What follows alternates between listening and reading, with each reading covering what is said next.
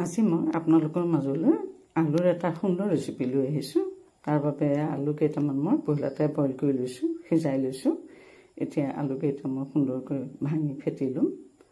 এয়া চাওক, আলু কেইটা ভালকৈ সিজাব লাগিব। এয়া ইতিমধ্যে এইখিনি ভঙা হৈ গৈছে। এয়া চাওক, এটা অতি সুন্দৰ ৰেচিপি, বনাবলৈ সহজ, খাবলৈ ভাল। ইয়াতে মই অলপ ময়দা গুড়ি দি দিলোঁ, তাতে অলপ কৰ্ণফ্ল'ৰ দিছোঁ,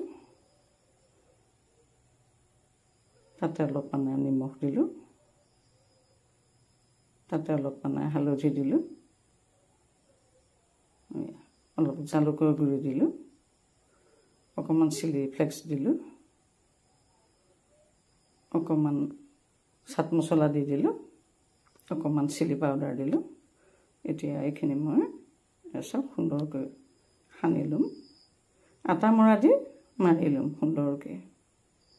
এয়া চাওক, ইয়াতে মই অকণমান হেৰি দি দিলোঁ, ব্ৰেড ক্ৰাম্পছ দি দিলোঁ, দি পেলাই খচখচীয়া মচমচীয়া হ'বৰ কাৰণে। ইতিমধ্যে এইখিনি ধুনীয়াকৈ মৰা হৈ গ'ল। এয়া চাওক,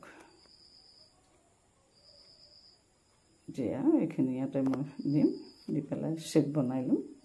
যিকোনো ধৰণৰ শ্বেপে দিব পাৰে, মই ৰুটিৰ নিচিনাই দিছোঁ। আপোনালোক যদি মোৰ চেনেলটোলৈ প্ৰথমবাৰ আহিছে, তেতিয়াহ'লে please subscribe my A to Z tasty kitchen. মোৰ চেনেলটো A to Z tasty kitchen subscribe কৰি ল'ব, লগতে লাইকছ কমেণ্টছ কৰিব।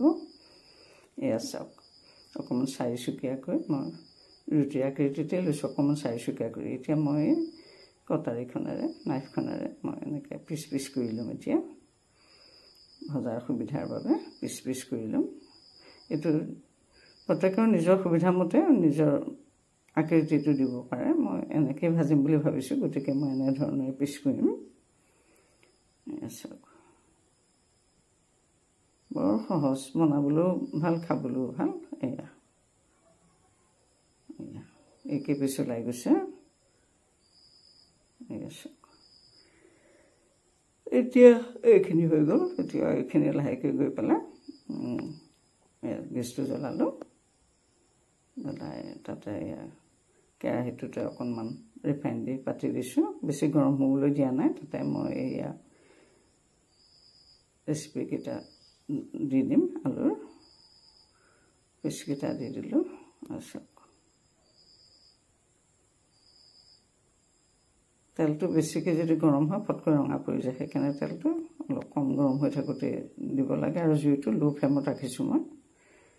ল' ফ্লেমত ৰাখি ভাজিলে সময় লাগে যদিও বস্তুটো খাবলৈ বহুত সুস্বাদু হৈ পৰে। এয়া চাওক, এটা অতি সুন্দৰ ৰেচিপি। এয়া ৰঙা পৰিছে আৰু তাৰমানে এইখিনি ইতিমধ্যে এয়া ভজা হৈ গৈছে। এতিয়া এইখিনি মই সুন্দৰকৈ কাটি ৰাখিম। এয়া চাওক, খাবলৈও সহজ, বনাবলৈও সহজ।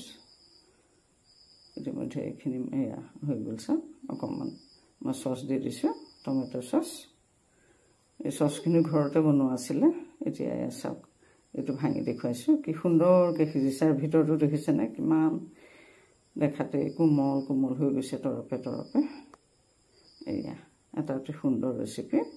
গতিকে এই সুন্দৰ ৰেচিপিটো আপোনালোকে সুন্দৰকৈ বনাই খাব। আৰু এটা নতুন ৰেচিপি লৈ আপোনালোকৰ মাজলৈ আহি আছোঁ। আৰু ভিডিঅ'টো পহিলাৰ পৰা শেষলৈকে চোৱাৰ বাবে আপোনালোকক আন্তৰিক ধন্যবাদ জনাইছোঁ।